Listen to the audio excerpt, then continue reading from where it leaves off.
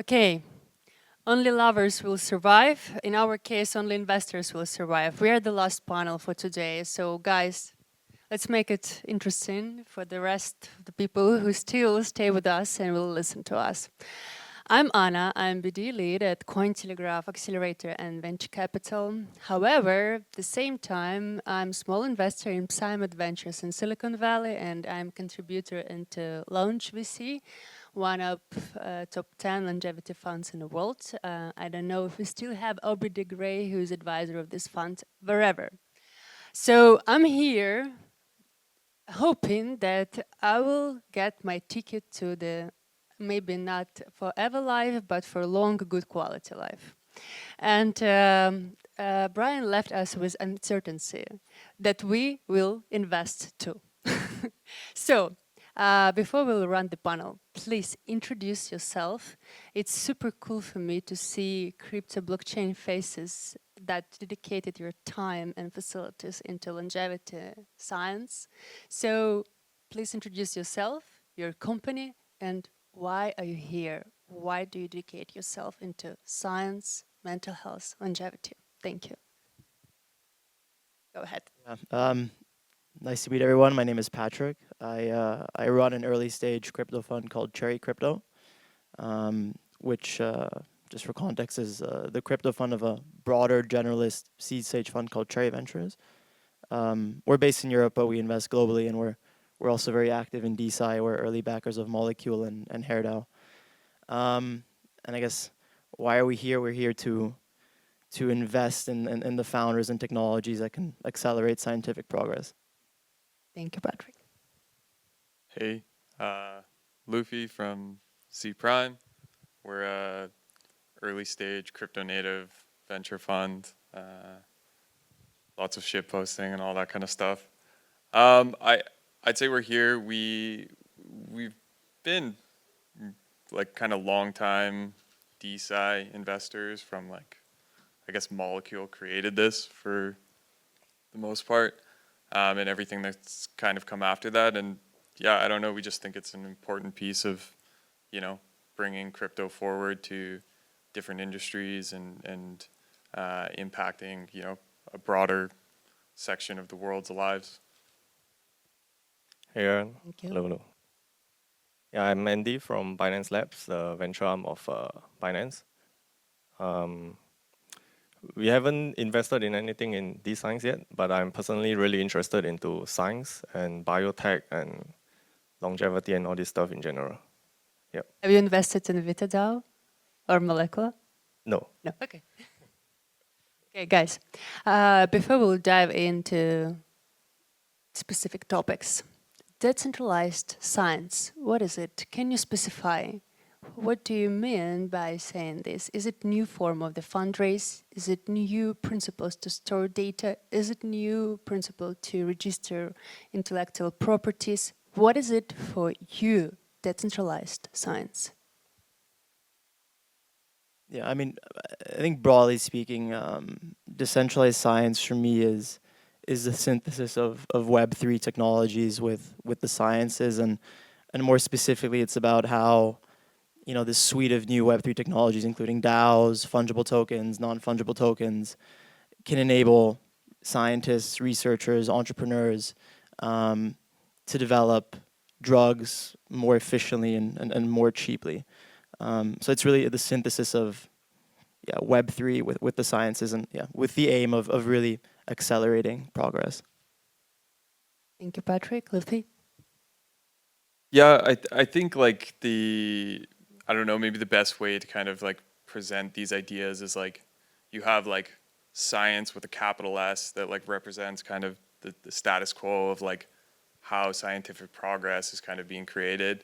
And then you have like maybe this idea of like DeSci being like all lowercase science, like kind of hearkening back to the idea of like iterating without maybe the kind of impediments that exist today with like the capital S science. And I think like if you take a look at like the kind of like overarching idea of like many of the presentations today, the kind of thing that you would take away from that is, basically like hey, you should fund like decentralized science because it's important, and it's not like capital S science is not really working today. And so like, to me, I think DeSci is basically that, just like lowercase science of you know, tinkering and, you know, trying to further this progress without, you know, the impediments of the journals or you know, tenured professors blocking you or whatever else exists today. Yeah, I think these science mainly is three parts in crypto. First is decentralized crowdfunding, and second is the IP aspects of it, like ownership and all these things. And then third is like incentives, like the research hub and all these things. And maybe fourth is like the creating a movement of biohackers in sort of like decentralized communities and getting everyone to try out things together in a global way. Cool. But we are from VC side, so let's talk about money. We will come back to evangelistic part of longevity and science. How to consider decentralized science verticals, decentralized science dedicated project in terms of attraction of return of investment in compare with classic crypto investment. Are you agreed with statement that this is luxury investment for someone with very deep pockets who can play all their money and don't expect much? Or you still bet on this vertical as promising not only from human contribution part, but also from investment part? Specific, and don't be humble. So is the question like, what's the Question, motive like, of yeah, it? in terms of the money, in terms of return on investment, in terms of how fast you can return your investment, is it attractive vertical, or it's just for deep pockets? Yeah, I mean, the hope it's that it's attractive. It's probably still a bit too early to say that. I mean, just for context, like, Maybe you can name some projects that already cash out. Show my bags, Patrick. no, look, I mean, we're an early stage venture fund with a 10-year fund lifetime, so we're very long-term oriented investors. You know, we obviously want to invest in projects and teams that we're aligned with, you know, that do good in the world and you know, make an impact. At the same time, we're not a charity.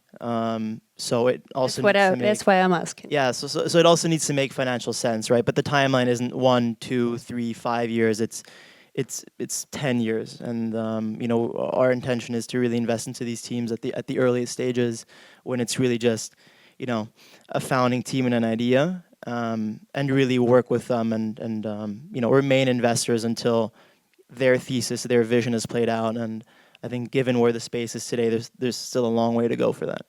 Can you name any specific projects that you bet on from the industry or from your portfolio? Yeah, I mean, as I mentioned, I mean, we're investors in Molecule and HairDAO, and obviously, you know, very bullish on both these projects. Thank you. Yeah, I think when we kind of like looked at this space, I think there's an element of basically like, can you bring kind of products and form companies like using this technology quicker than you could in like other forms, and like, does that translate to like tangible economic outcomes? I think the answer is probably yes. I know like Paul earlier today, if you caught like his presentation, he was like using the metaphor of like subreddits with like bank accounts, right? And I think like this kind of touches on like the capital formation side of like, you can basically spin up a company using crypto because of like the attribution and everything like that very, very quickly. And like, can that translate into, you know, more meaningful intersections of like science and maybe consumer products like HairDAO or something else that you know, assuming it has efficacy and is, you know, recognized by the market, translate into a like a meaningful economic outcome in a relatively short order. I think maybe the kind of key thing to focus on, or at least that we have found as like a useful framework for like looking at DeSci as investments, is where are those basically like dollars that are going to be translated into like research funding, where are those going to have the most outsized impact? So like what has a good market opportunity that maybe is not necessarily getting the requisite amount of funding today. And there's like a wide variety of reasons why that could happen. I think like CryoDAO is a great example of a place where like social norms and taboos have effectively prevented like large amounts of capital flowing into a market that has a very clear path towards, you know, a significant economic outcome. And so, you know, can something like crypto, Web3, whatever you want to call it, who's like more willing to fund this kind of research, you know, lead the path towards that kind of specific outcome? I think those are kind of, that's like a good general framework for, you know, evaluating investing in DeSci. And yeah, I know you have no investment so far Yeah. still. Yeah, I think speaking about money and ROI and all these things, I think like biotech is really scary. In Web 2, like I feel like it's even more volatile than altcoins. And it's quite unforgiving also in Web 2. Like if something doesn't work, it just goes down only. And I feel like in Web 3D science is really early, and like there's not much projects that you can make a bet on as well. But it'll be interesting to poke around and you know invest and see how the market reacts to like Web 3D science projects. I think recently the Vita, the tokenized IP and all these things, it has like shown some kind of behavior and like price action and like market behaviors to it. So I think it's the start of something, and I think more will come as like more like IP NFTs and more results and all these things. Then we can get a clearer sense. Yeah. Is it the art of the VCs to recognize yet another unicorn at the very early stage? For example, VitaDAO, driven by Max, and Max, he is an amazing networker, and this is enough reason for me to invest in VitaDAO. Still, guys, let's be more specific. And please name some criteria why you should pay attention to yet another decentralized science early stage startup, and you can consider this as attractive investment. Probably we have some entrepreneurs in the space. Can you raise your hand if you are a DeSci entrepreneur, if you build something in DeSci space, and maybe your project will be worthy to be invested in? So give us some criterias. I mean, I was like kind of touching on it earlier, but I think, you know, for instance, I was using like CryoDAO as an example. This is like one where very specifically you can like look at the cryogenics market. So like freezing, you know, brains in jars, right? It's like a pretty weird, like taboo thing that like, you know, everyone is kind of like, ooh, that's a little freaky, like whatever. But there's kind of like a second order part of that, which is like, can you freeze, you know, human body parts and bring them back in like perfect condition? And like, what does that mean for maybe things like, you know, basically like organ transplants and giving people like organs that they need, and how much does that extend basically like effectively the shelf life of like an organ that someone could use one day. And that's basically a market that was getting like no funding because it's like socially very weird. And so at the same time, like we have to kind of, you know, maybe overcome some of those things. And I think that's where like DeSci's superpower kind of comes in, where you have kind of like a pragmatic lens of the world in terms of like, okay, like this is something that, you know, irrespective of like whatever social constructs you might have, like this is probably important research that needs to be done. And like, you know, can that get funded, and does that, you know, translate into that economic outcome you're kind of alluding to? And did you have something to add, Patrick? Yeah. I mean, like, so the stage that we invest at, it's as I mentioned, there's never any data. So you know, we invested in HairDAO before they had any data, you know, which they presented in the morning, and so for us, the most important thing when we invest is team and their vision. I mean, that's the case, I think, for most venture capitalists at this stage when they evaluate teams in other sectors. What I would say is perhaps a little specific to DeSci is that we're looking for teams that have both, sort of a knowledge and expertise in the sciences, but also in crypto. And I think finding that balance is the tricky bit. That's where the magic happens, right? Because you don't want people on either ends of the extreme, right? If you just have people that are purely focused on the sciences, well, then it looks a bit like a traditional science company. And in the worst case, you're stuck with a community of token holders that are just loud in your Telegram group. But on the other hand, if you purely lean into the the financial, the Web3 elements of it, then you don't really have any science either. And so I think for each team, for us, it's really understanding where are they on that spectrum. Have you invested in any step to earn, sleep to earn, eat to earn?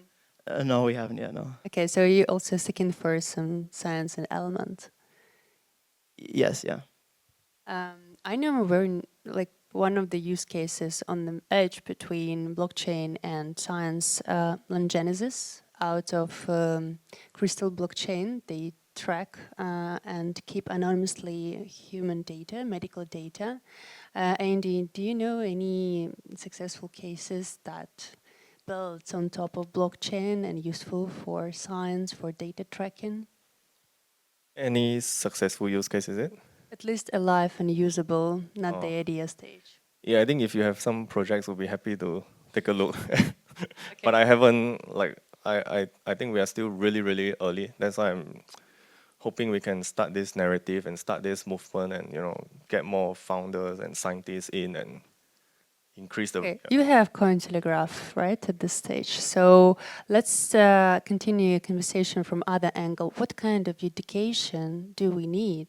Do Web2 science world needs to step into decentralized science, decentralized financial fundraising? What is clear 1, 2, 3 steps you can recommend to the industry, to the media, to the science, to merge those two fields? So like what the industry needs at the moment to get people excited. What kind of education? What kind of conference? Yeah. I think fundamentally the industry just needs, I think, a little more evidence that some of these theses can play out. I think if one just looks back, I think the creation of Molecule got a lot of people excited because that, and maybe I'm doing some other projects that came before in Injustice, but I think that was really one of the first projects that embodied DeSci as a company. Then I think the creation of VitaDAO got a lot of other additional people excited, in the longevity space, but then I think broadly inspired a wave of new entrepreneurs to start bio.xyz in other areas. And now I just think we need a little bit more, some tangible proof points from these existing companies that this way of doing science can work, right? And that's why I think, again in the morning, HairDAO presented on some of the progress it's been making, and I think running an observational study with a piece of IP that they developed, which is shown to regrow hair, and planning to sell that through their online shop in just a month. I think that's an interesting proof point, and so I think will inspire the next wave of entrepreneurs to come in and take this field seriously and really see it as a potential solution to their problems. And also visiting Vitalina City is organized by VitaDAO. It's one of the places where you can educate yourself and learn more about decentralized science. Andy, Luffy, any takeaways on how to merge those two universes that has very little small points? Yeah, I think there's probably two things. I think like Patrick's absolutely right. There's like, we kind of need like the proof now, which will obviously just come with time. I think there's also just like general awareness that like, maybe for all the researchers out there that like they could maybe have this like alternative path towards basically like funding. But I do think like the proof is important, and like not just like anecdotal proof, but actually like okay, if we're dissatisfied with like the capital S science I was mentioning earlier, that like we construct ways to like kind of like verify and like protocolize like the lowercase science that we're doing in DeSci. I think that's also like really important. And so I'd say like those basically, yeah, like proof and awareness, right? You have to prove that this is a system that works, and you can like verify that, and then just like making sure that people are aware of this, you know, as opposed to the traditional path of getting funding as a researcher. Yeah, I feel like we need two things mainly. One is ROI. So I think like just now I mentioned like biotech investors, if I think Web2, they have been burned a lot of times, and because I think we are just so early in understanding like biology, but I think with AI coming and all these things, we should get closer. The knowledge gap should get closer and closer, and eventually things would start breaking through, and like ROI would start coming in from Web2 first, and then maybe a little bit of Web3, and then so that's the first thing that we get interest in. And then I think second thing is education, because like all this science stuff is just really, really intimidating. And from an outsider, like you just can't understand anything at all. Like all this biology language, if you're not a scientist and all these things. So like we need like KOLs and all these things to start like writing threads, and just like how AI is, you know, like a lot of education content. And yeah, with these two things, I think we should see something in these science. Yeah. Before we're wrapping up, guys, can you share your longevity insights that you implement in your life? It's a little bit different from investment into projects, but it's something that's very crucial to invest in ourselves. I mean, I think like the basic things are like exercise, like lift heavy weights. That's like one of the best things for like, you know, extending that curve of like your quality of life, and then just like generally trying to like take care of yourself, like the Brian Johnson like sleep thing. I always used to sleep like horribly, and then like I listened to, I think it's Matt Walker, the guy who wrote that sleep book.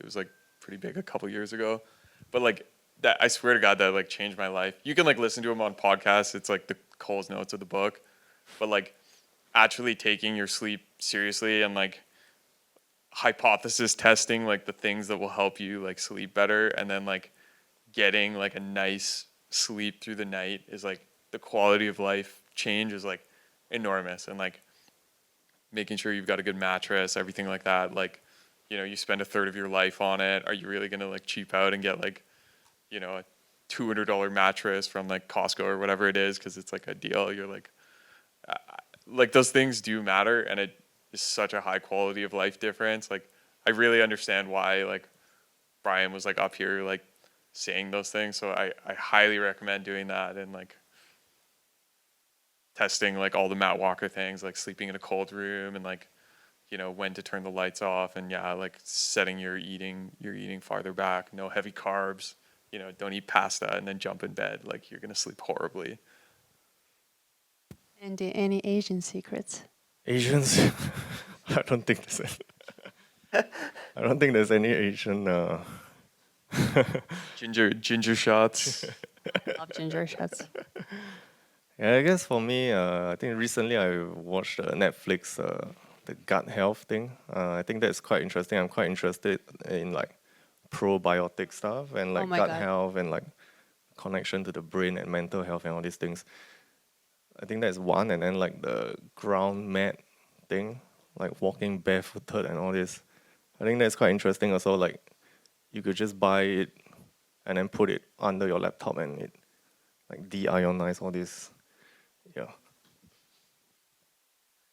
Patrick, your insights. Yeah, I mean, I'm by no means any authority on this. You know, I definitely do lift less weights than Luffy. That I know for sure. But look, I think it's just doing all the basics, and at least the one big change that has worked for me over the last year is I have basically cut out alcohol, which perhaps makes me a little less entertaining at dinner parties, but generally feel healthier. I want to add to gut health that longevity, our dear friends with Max, they just invested in Anibiome Curation Probiotics that has specific 30 days programs for your gut health. Guys, it was interesting. So hopefully we all will live longer and we will earn money with longevity and decentralized science.